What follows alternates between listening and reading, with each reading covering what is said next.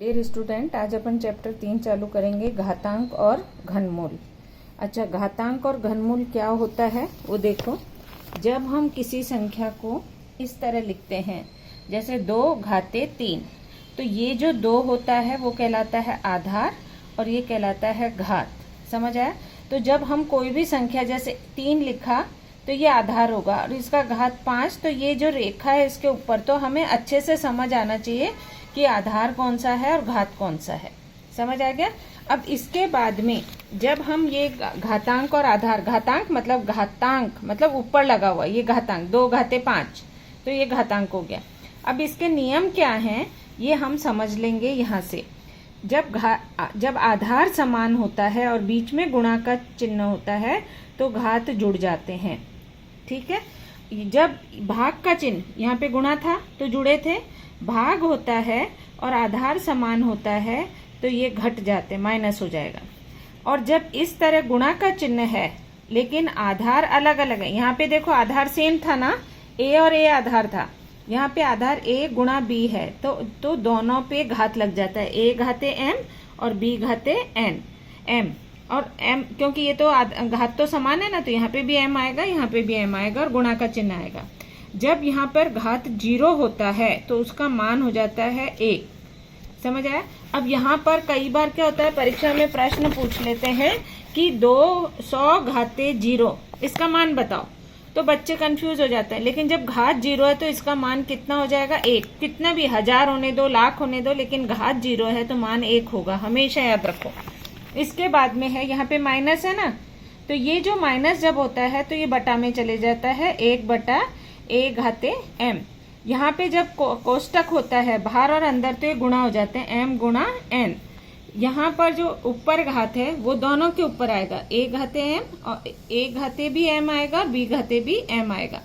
यहाँ ये माइनस है, माइनस होने पर ये जो हमारी परिमेय संख्या उल्टी हो जाएगी, b/a हो जाएगी और यहाँ पे घात क्या हो जाएगा? m। ये माइनस से किस में बदल जाएगा? प्लस में बदल जाएगा। तो ये जो घात हैं ये तुम्हें लिख लेने हैं अपनी कॉपी में और इसके आधार पर ये सवाल है। देखो यहाँ पे गुणा है तो 5 और 2 कितना हो गया? 7। अब यहाँ पे भाग है तो यहाँ माइनस जाएगा, तो 7 - 9 तो -2। यहाँ पे गुणा हो जाएगा, 4 पंजे 20 आएगा यहाँ पे 5 घाते 0 है तो 1 आ जाएगा, यहाँ -3 है तो 3 इधर चले जाएगा, यहाँ पे घात 2 है तो यहाँ पे भी 2 लिख देना, यहाँ पे भी 2 लिख देना, यहाँ पे 5 आ जाएगा और यहाँ पे 7, क्योंकि ये घात 3 है ना, तो यहाँ पे -3 है तो +3 हुआ, तो 7 ऊपर उल्टा हो जाएगा, 7 ऊपर और 5 नीचे। यहाँ पर 5 घाते 1 है तो 5 घाते 1 का मतलब क्या होगा? 5। इस तरह ये पूरे सवाल तुम्हें कर लेने हैं। इसके बाद में है तुम्हारा प्रश्न संग्रह 1। कैसे लिखते हैं वो यहाँ से समझो।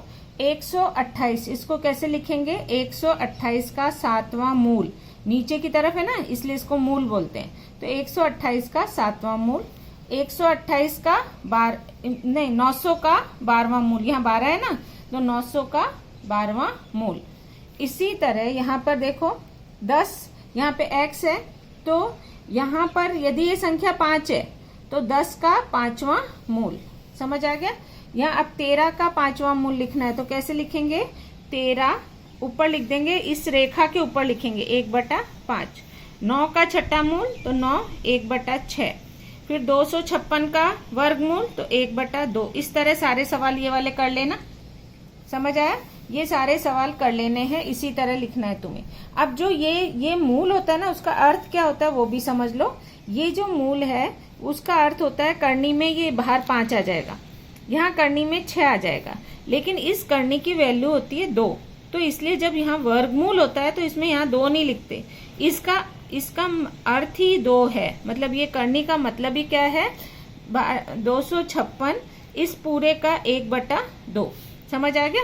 तो इसलिए इसमें जब हम कोटि पढ़ते हैं जो तुम्हारे 9th में है तब ये और अच्छे से समझ आएगा। अभी तुम्हें सिर्फ इतना समझना है, 13 का 5वां मूल, 9 का 6ठा मूल, 256 का वर्गमूल।